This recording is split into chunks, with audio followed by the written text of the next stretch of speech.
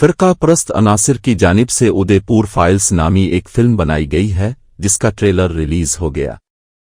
اس گھناؤنی اور دل آزار فلم کو سینسر بورڈ نے منظور بھی کر دیا ہے اور 11 جولائی کو یہ فلم ریلیز بھی ہونے والی ہے۔ 2022 میں ایک شخص کے قتل کو موضوع بنا کر فلم تیار کی گئی ہے جو جھوٹ کا ایک پلندہ ہی نہیں بلکہ نفرت سے بھرپور ہیں جو ملک کے امن و امان اور فرقہ وارانہ یکجہتی کو تباہ و برباد کر سکتا ہے۔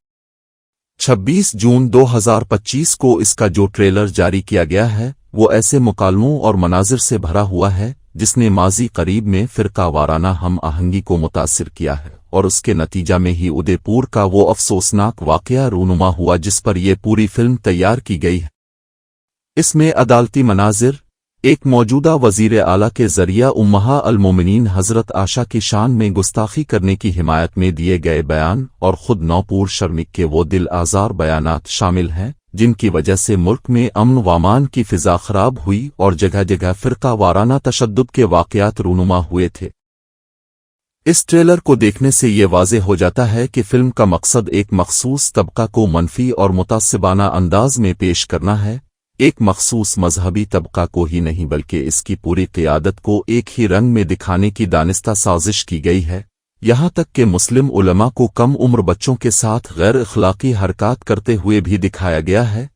اظہار رائے کی آزادی کے نام پر یہ ایک ایسی گھناؤنی حرکت ہے کہ اس کی جس قدر بھی مذمت کی جائے کم ہے۔ 2014 کے بعد سے تو ایک مخصوص نظریہ کے ساتھ ایسی فلمیں بنائی جا رہی ہیں جن سے ملک میں مذہبی شدت پسندی میں اضافہ ہو اور ایک مخصوص فرقہ کے خلاف اکثریت کے ذہنوں میں نفرت پیدا ہو۔ ادے پور فائلز بھی ایک ایسی ہی فلم ہے جس میں دانستہ طور پر ایک مخصوص فرقہ کی نہ صرف کردار کشی کی گئی ہے بلکہ ان کی مذہبی دل آزاری کے لیے ایسے مناظر رکھے گئے ہیں جو قابل گرفت ہیں۔ ملک کا میڈیا ایک طرف جہاں مذہبی شدت پسندی کو بڑھاوا دیے رہا ہے وہیں دوسری طرف فلموں کو بھی اب اس کے لیے استعمال کیا جانے لگا ہے۔ اقلیت اور اکثریت کے درمیان ایک خلیج پیدا کی جا رہی ہے۔ اس سے پہلے عام مسلمان ہی ان کے نشانہ پر تھے لیکن اب مذہبی شخصیتوں کو بھی نشانے بنانے کا نیا کھیل شروع ہو گیا ہے، لیکن یہ متنازع فلمیں بری طرح فلاپ ہوئی اور کوئی بھی فلم کامیاب نہ ہو سکی۔ فلم کی ریلیز کو رکوانے کے لیے جمعیت علماء ہند دہلی ہائی کورٹ میں ایک پٹیشن داخل کر چکی ہے۔ مہاراشٹر اور گجرات میں جمعیت علماء کی ریاستی اکائیوں نے بھی اسے عدالت میں چیلنج کر دیا ہے۔